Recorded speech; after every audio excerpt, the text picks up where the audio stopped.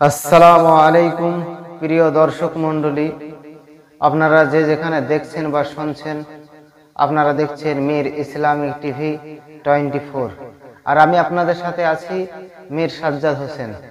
আজকে আমরা গল্পের মাধ্যমে জ্ঞান এর দ্বিতীয় পর্বে উপস্থিত হয়েছি। চলুন প্রথমে একটি গল্প শুনে আসি। একটি জঙ্গলে একদিন একটি গাধা চড়ে বেড়াচ্ছিল। খুব নাদুস নুদুস মোটা সোটা গাধা। জঙ্গলে একটি বাঘ এবং একটি লোভী শিয়াল, দুজনে দেখে লোভ হলো, যেমন করে হোক গাধাটা খেতে হবে। তারা দুজনে যুক্তি করে গাধার কাছে গেল। গাধাকে শিয়াল মশাই ডেকে বলে, গাধা ভাই আসসালামু আলাইকুম। গাধা বলে, ওয়ালাইকুম আসসালাম। বলে, কেমন আছো? বলে, আলহামদুলিল্লাহ। শিয়াল জিজ্ঞাসা করে, গাধা ভাই তোমার বয়স কত হলো? বলে, 18 বছর। 18 বছর হলো, জীবনের অনেকটুকু সময় তো পার করে ফেলেছো। তাওবা ইস্তেগফার নিজের পাপের জন্য কিছু করেছো কি? গাধা বলে, না ভাই। শিয়াল বলে, আমাদের মতোই অবস্থা। বাঘও বলে, তাই তো, আমাদের মতোই অবস্থা। তাহলে চলো আমরা নির্জনে একটি জায়গায় যাই, এবার গিয়ে সেখানে নিজে নিজের পাপের কথা বলে একত্রিত আমরা আল্লাহর দরবারে তওবা করে একটু কান্নাকাটি করি। সরল গাধা বাঘের এবং শিয়ালের কথা শুনে তাদের সাথে চলে গেল। যাওয়ার পরে একটি নির্জন জায়গায় গিয়ে তিনজন বসলো। শিয়াল পণ্ডিত বলে, আগে প্রথমে আমরা কে কি পাপ করেছি একটু সকলেই বলি। এই বলে শিয়াল নিজের কথা বলতে শুরু করলো। কি পাপ? শিয়াল বলছে যে আমি ওই জঙ্গলে থাকতাম। জঙ্গলের পাশে একটি হাজী সাহেবের বাড়ি। ওই হাজী সাহেবের বাড়িতে একটি মুরগি ছিল, তার বেশ কয়েকটি ছানা ছিল। তাই ওই হাজী সাহেব নামাজি মানুষ, ওই ফ্যামিলিরা নামাজি মানুষ, তার জন্য ওই মুরগিটা এখানে সেখানে পায়খানা করে রেখে দিত, তাদের নামাজটা দুরস্ত হতো না। তাই আমি শিয়াল রাগান্বিত অবস্থায় ওই হাজী সাহেবের ফ্যামিলির নামাজকে দুরস্ত করার জন্য ওর ছানা পোনা সহ একদিন সব খেয়ে ফেলেছিলাম। এইটা আমার বড় অন্যায়। এই বলে শিয়াল হাউমাউ করে কাঁদতে লাগলো। বাঘ শিয়ালকে সান্ত্বনা দিল, বলে, শিয়াল কান্না করার কিছু নেই, তুমি তো ভালো কাজ করেছো। তুমি ওই হাজী সাহেবের ফ্যামিলির প্রত্যেকটা মানুষের নামাজ যে দুরস্ত হচ্ছিল না, সঠিকভাবে হচ্ছিল না, তাই তাদের নামাজকে দুরস্ত করার জন্য ওই বদমাইশ মুরগি তার ছানা পোনা সব খেয়েছো, খুব ভালো কাজ করেছো, এতে তোমার কোনো পাপের কথাই নেই। এবার বাঘ বলে, তাহলে আমার কথা শোনো। আমি জঙ্গলে থাকতাম, ওই জঙ্গলের পাশে একটি বাড়ি আছে। ওই বাড়িতে একটি মা ছাগল ছিল। তবে মা ছাগলটা নিজের বাচ্চাকে বাড়িতে রেখে দুধ দিত না। জঙ্গলে আসতে চড়তে সেই বিকেলে একবার বাড়ি যেত। আমি ওই অসহায় মাসুম নিষ্পাপ ওই ছাগলের বাচ্চাদের কান্নার আওয়াজ আমি শুনতে পেতাম। তাই আমি রাগান্বিত অবস্থায় একদিন ওই ছাগলের মা ছাগলটাকে তার ঘাড় মোটকে তাকে খেয়ে নিই, যে বেয়াদব, ছানাপোনা বাড়িতে আর তুমি এখানে ঘুরে বেড়াচ্ছ। এই বলে মাটা খেয়ে নিই। মাটা খেয়ে নেওয়ার পরে তো বিরাট এক ফ্যার। বাচ্চাগুলা সারাদিন হলেও একবার তো দুধ পেত, কিন্তু এখন যে তার মা চলে গেল, এখন দুধই পায় না। তাই এখন কি করব এই ভেবে একদিন ওই বাড়িতে হানা দিয়ে বাচ্চা দুটোকেও খেয়ে ফেলে। এই বলে বাঘ হাউমাউ করে কাঁদতে লাগলো যে আমার এই যে পাপ, আমি তার মাকে খেয়েছি, ছোট ছোট বাচ্চা দুটো খেয়েছি, তাদের উপর জুলুম করেছি, তাদেরকে হত্যা করেছি, মাফ হবে কিনা? শিয়াল পণ্ডিত বলে, বাঘ মামা কান্না করার কিছু নেই। ওই মা যে তার ছেলেকে দুধ দিত না, জঙ্গলে চরে চরে বেড়াতো, অসহায় দুর্বল মাসুম বাচ্চাদের প্রতি সে জুলুম করত, তাই তাকে তুমি হত্যা করেছো, তুমি গাজীর সম্মান পাবে। আর ওই মাসুম বাচ্চা তারা যে দুধ না খেয়ে মরতো ধুকে ধুকে, তার জন্য তাদেরকে তুমি খেয়ে নিয়েছো, তারা তাড়াতাড়ি মরে গেছে, এর জন্য তোমাকে পুরস্কার দেওয়া হবে। এবার বলে গাধা, তোমার পাপের কথা বলো। গাধা বলে, ভাই আমাকে মানুষ হতে বলে গাধা, আমি গাধাই, আমার দ্বারাই তেমন কোনো পাপ আমি করেছি বলে আমার মনে নেই, তবে দুটো কথা আমার স্মরণ আছে।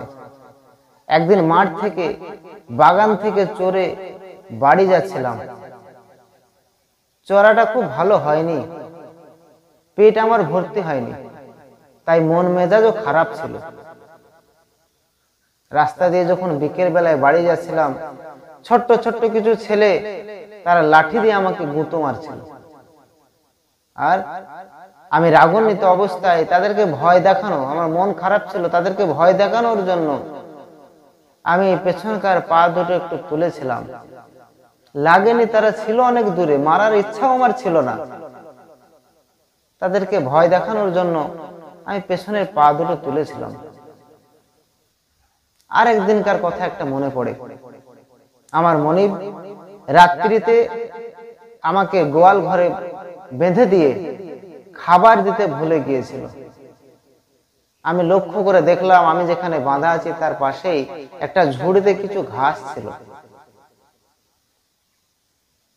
মনিব ভুলে গেছে আমাকে খাবার দেওয়ার জন্য। গভীর রাত্রিতে ক্ষুধার তাড়নায় মনিবের অজান্তিতে ওখান থেকে আমি মুখ বাড়িয়ে নিজের পেটের যন্ত্রণাকে সামাল দেওয়ার জন্য, সহ্য করতে পারছি না, তার জন্য একটু ঘাস আমি ওখান থেকে তুলে মনিবের অজান্তিতে আমি একটু ঘাস খেয়েছিলাম। এই কথা বলার সঙ্গে সঙ্গে বাঘ শিয়াল দুজনেই, বেয়াদব, এত বড় বড় পাপ করে বসে আছো, ওই বাচ্চাগুলোকে তুমি পেছনের দুই ঠ্যাং তুলে লাথি মারতে গিয়েছিলে, যদি ওদের চোখে লাগতো তাহলে তোমার কি হতো? এত বড় পাপ করে এখনো তুমি কেমন করে বসে আছো? আর মনিবকে না বলে তুমি খাবার খেয়েছো, তুমি একজন চোর। গাধা বলে, ভাই তাহলে কি করতে হবে? কি করলে আমার এই পাপ মাফ হবে? বলে, এই পাপের একটাই মাপের রাস্তা আছে, সেটা হচ্ছে তুমি চোর, আর তুমি বাচ্চাদেরকে যে লাথি মারতে গিয়েছিলে, তোমার পাপ মাফ হওয়ার একটাই রাস্তা, সেটা হচ্ছে ওই চোরকে, তুমি যে ঘাস চুরি করে খেয়েছিলে, তোমাকে হত্যা করতে হবে। গাধা বলে, ভাই আমাকে যদি হত্যা করা হয়, আমাকে যদি হত্যা করে, তাহলে কি আমার পাপ কি মাফ হয়ে যাবে? বাঘ এবং শিয়াল উভয়ই বলে, এই সুযোগ, হ্যাঁ তোমার মাফ হয়ে যাবে। এই বলে তারা গাধার উপরে ঝাঁপিয়ে পড়লো এবং গাধাকে শিয়াল এবং বাঘ মিলে খেয়ে ফেললো। গল্পটা এখানেই শেষ। আমাদের এখান থেকে বুঝে আসে, বাঘের মতো কিছু হিংস্র আমাদের সমাজে মানুষ আছে, বাঘের মতো কিছু শক্তিশালী আমাদের সমাজে কিছু মানুষ আছে। অসহায় গরিব মানুষ, তারা যদি ছোট্ট একটা কোনো অন্যায় করে, সেটা বড় করে তারা দেখে, আর তারা হাজার হাজার বড় বড় অন্যায় করলেও তাদের অন্যায়টা তারা দেখতে পায় না। শিয়ালের মতো কিছু চালাক মানুষ আমাদের সমাজে আছে, যারা নিজে অন্যায় করে, অন্যায়টাকে অন্যায় মনে করে না। একজন অসহায় গরিব মানুষ যদি ছোট্ট একটা অন্যায় করে, সেটাকে বড় করে দেখায়। যদি একজন গরিব মানুষ, অসহায়ের মানুষ, তার মেয়ে যদি কোনো কারোর ছেলের সাথে ভালোবাসা করে যদি চলে যায়, তখন ওই শিয়ালের মতো চালাক মানুষরা, বাঘের মতো হিংস্র মানুষরা বলে, তার জন্য বলে মূর্খ, লেখাপড়া জানে না, ছেলেদেরকে শাসন করতে পারে না, ছেলেদেরকে পরিবেশ শিক্ষা দিতে পারে না। আর যখন ওই হিংস্র বাঘের মতো ওই মানুষটার, কিংবা ওই শিয়ালের মতো চালাক ওই মানুষটার মেয়ে ছেলে যখন অনুরূপ ওই কাজই করে। কোনো মানুষের ছেলে নিয়ে কোনো মানুষের মেয়ের সঙ্গে যদি চলে যায়, তখন তারা বলে এ যুগ হয়ে গেছে এরকম। তখন তারা নিজের দোষকে ঢাকার জন্য বিভিন্ন রকম কায়দা কৌশল তারা অবলম্বন করে। আর গরিব মানুষের যদি ছোট্ট একটা অন্যায় দেখে, তখন সেটাকে হাইলাইট করে বড় করে দেখায়। তার জন্য আসি আমরা বাঘের মতো হিংস্র না হয়ে, শিয়ালের মতো চালাক না হয়ে, যার যতটুকু পাপ, যার যতটুকু অন্যায়, আমরা সেটা নিজে নিজে আল্লাহর কাছে তাওবা করি আর গরিবদেরকে সম্মান করি, অসহায়ের পাশে দাঁড়াই, গরিবদের পাশে দাঁড়াই। যদি আমরা বাঘের মতো হিংস্র হয়ে, শিয়ালের মতো যদি চালাক হয়ে নিজেকে চালাকি করতে যাই, কাল কিয়ামতের ময়দানে ধরা পড়ে যাব। তার জন্য উপদেশ একটাই, শক্তিশালী, বলবান, অর্থবান, স্বার্থপর মানুষ সে কোনো সময় মানুষের উপকার করতে পারে না, সে সব সময় নিজের স্বার্থ দেখে। তার জন্য আমরা সকলেই নিজের স্বার্থ না দেখে নিজের অন্যায় আমরা নিজেকে দেখি। ছোট নিজের অন্যায় ছোট হলেও আমরা সেটাকে চিন্তা ভাবনা করে নিজেকে বড় করি যে আল্লাহ ক্ষমা করবেন কিনা। আমরা নিজের পাপটাকে বড় ভেবে আমরা সকলেই তওবা করি আর তাওবা করে সঠিক রাস্তায় চলার চেষ্টা করি। আল্লাহ রাব্বুল আলামিন আমাকে এবং আপনাকে তাওবা করে দুনিয়া থেকে যাওয়ার তৌফিক দান করুন। আল্লাহুম্মা আমিন, আল্লাহুম্মা আমিন। প্রিয় দর্শক, এরকম গল্প যদি আপনাদের ভালো লাগে নিজে দেখুন এবং